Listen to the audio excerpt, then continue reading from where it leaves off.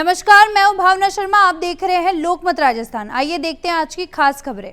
जयपुर के SMS stadium को आज बम से उड़ाने की धमकी मिली। धमकी का मेल क्रीड़ा परिषद को किया गया। खेल परिषद के अध्यक्ष नीरज के पवन ने बताया, सुबह 9:13 पर ईमेल आया था। कर्मचारियों ने ईमेल को ओपन करके देखा तो उसमें स्टेडियम को बम से उड़ाने की धमकी दी गई थी। मेल में लिखा, ऑपरेशन सिंदूर के सफल होने के बाद अब एसएमएस स्टेडियम को बम से उड़ाया जाएगा। मेल मिलने के बाद पुलिस कंट्रोल रूम को सूचना दी गई। पुलिस कंट्रोल रूम ने सभी अधिकारियों को बम का मेल मिलने की जानकारी दी। इसके बाद पुलिस टीम QRT, बम निरोधक दस्ता सहित कई टीमें एसएमएस स्टेडियम पहुंची और स्टेडियम को खाली कराया। पुलिस मेल भेजने वाले की पहचान करने की कोशिश में जुट गई है। साइबर टीम को भी अलर्ट पर रखा गया है। सुरक्षा की दृष्टि से स्टेडियम को पूरी तरह सील कर दिया गया है। राजस्थान के मंत्री जवाहर सिंह बेडम ने गुरुवार को कहा कि ऑपरेशन सिंदूर के बाद भारत और पाकिस्तान के बीच तनाव और बढ़ गया है।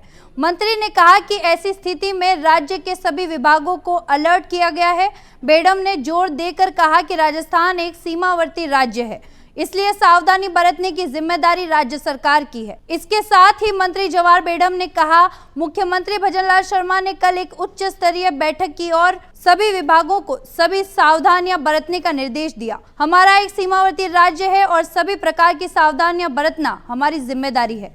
हमारी सरकार का काम जनता को जागरूक करना है। निश्चित रूप से हमारी आंतरिक सुरक्षा भी मजबूत है और हम सीमा पर तैनात अपने सैनिकों के लिए कोई भी व्यवस्था करने के लिए पूरी तरह तैयार हैं। पाकिस्तान पर हुई एयर स्ट्राइक के बाद राजस्थान सरकार ने गाइडलाइन जारी की है। सभी कलेक्टरों को गाइडलाइन भेजकर पाकिस्तानी हमले से निपटने के लिए तैयारियां रखने के आदेश दिए हैं। कलेक्टरों और SP को जिलों में आपदा प्रबंधन से जुड़ी व्यवस्थाएं रखने के आदेश दिए हैं। गृह विभाग की आपदा प्रबंधन गाइडलाइन के अनुसार दुश्मन देश की तरफ से हमले की स्थिति में सभी अस्पतालों में जरूरी जीवन रक्षक दवाइयां उपलब्ध रहें, ऐसी व्यवस्था तत्काल करने को कहा गया है।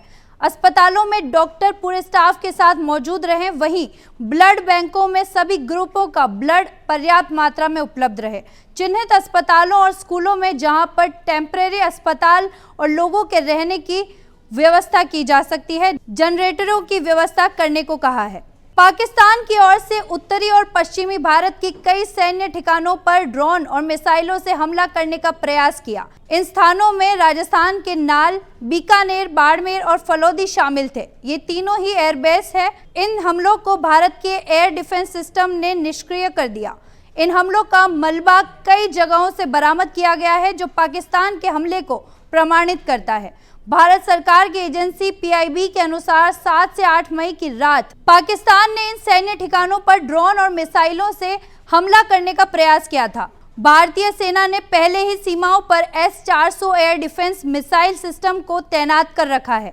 जैसे ही मिसाइलों से हमला किया गया, इस सिस्टम को एक्टिव कर दिया गया। बागीदोरा विधायक जयकृष्ण पटेल को 20 लाख रुपए की रिश्वत लेते भ्रष्टाचार निरोधक ब्यूरो की ओर से गिरफ्तार करने के बाद अब भारत आदिवासी पार्टी ने आंतरिक जांच के लिए 5 सदस्यीय टीम गठित की है। BAP के राष्ट्रीय अध्यक्ष मोहन लाल रौत ने कहा कि विधायक पटेल को सियासी षड्यंत्र के तहत फंसाया गया है। पार्टी के बढ़ते जनाधार और राजनीतिक द्वेष के चलते संगठन की छवि को धूमिल करने का प्रयास किया गया है। उन्होंने सरकारी तंत्र और जांच एजेंसियों की भूमिका पर भी सवाल खड़े किए। BAP नेतृत्व का कहना है कि जांच रिपोर्ट के आधार पर भी विधायक पटेल के मामले में पार्टी कोई निर्णय लेगी। फिलहाल पार्टी स्तर पर कोई सजा या समर्थन तय नहीं किया गया है। गौरतलब है कि हाल ही में ACB ने जयपुर में बागीदोरा विधायक जयकृष्ण पटेल को उनके सरकारी आवास पर 20 लाख रुपए की रिश्वत लेते रंगे हाथ गिरफ्तार किया था। केंद्रीय अन्वेषण ब्यूरो ने गुरुवार को आय से अधिक संपत्ति से जुड़े एक मामले में बड़ी कार्रवाई की। CBI ने 2005 बैच के भारतीय राजस्व सेवा के अधिकारी संतोष करनानी और उनकी पत्नी आरती करनानी के खिलाफ मामला दर्ज कर जयपुर, अहमदाबाद और गांधीनगर में 11 ठिकानों पर एक साथ तलाशी अभियान चलाया। CBI अधिकारियों को प्रारंभिक जांच में पता चला कि संतोष करनानी की घोषित आय और उनकी वास्तविक संपत्तियों के बीच भारी अंतर है। आरोप है कि उन्होंने सरकारी सेवा में रहते हुए अपनी आय से कहीं अधिक संपत्तियां अर्जित की। इसी सिलसिले में उनकी पत्नी आरती करनानी का नाम भी FIR में दर्ज किया गया है। सीबीआई की टीमों ने जयपुर, अहमदाबाद और गांधीनगर में स्थित उनके आवास, कार्यालय, निवेश और अन्य निजी ठिकानों पर एक साथ दबिश की। छापों के दौरान दस्तावेज, संपत्ति संबंधी record, bank details, electronic devices और अन्य वस्तुएं बरामद की है। राजस्थान के बूंदी जिले में एक भीषण सड़क दुर्घटना हो गई। बारातियों से भरी ट्रैक्टर ट्रॉली पलटने से यहां 5 लोगों की मौत हो गई और 25 से अधिक लोग घायल हो गए। घायलों का इलाज बूंदी जिला अस्पताल में चल रहा है। वहीं एक गंभीर रूप से घायल व्यक्ति को कोटा रेफर किया गया है। हादसे में एक बच्ची सहित 5 महिलाओं की मौत हुई है। हादसे की सूचना मिलते ही जिला प्रशासन में हड़कंप मच गया। बूंदी कलेक्टर अक्षय गोदारा और एसपी राजेंद्र कुमार मीणा अस्पताल पहुंचे और स्थिति का जायजा लिया। उन्होंने घायलों से बातचीत की और चिकित्सा अधिकारियों को आवश्यक निर्देश दिए। हादसे के बाद पुलिस ने मौके पर पहुंचकर रेस्क्यू ऑपरेशन शुरू किया। ट्रॉली के नीचे दबे लोगों को बाहर निकालकर 108 एम्बुलेंस की मदद से अस्पताल पहुंचाया गया। जयपुर में स्थित जैनपेक्ट में free skin and hair camp आयोजित किया गया। यहां जैनपेक्ट के 5000 कर्मियों के लिए यह कैंप लगाया गया। इस कैंप के माध्यम से स्किन और हेयर से संबंधित समस्याओं के बारे में जानकारी दी गई। यहां doctor Shivam Goyal dermatology consultant है और उन्होंने यहां स्किन और हेयर संबंधित समस्याओं के बारे में स्टाफ को जानकारी दी। साथ ही इन समस्याओं से कैसे निजात मिल सकता है उस पर भी परामर्श दिया।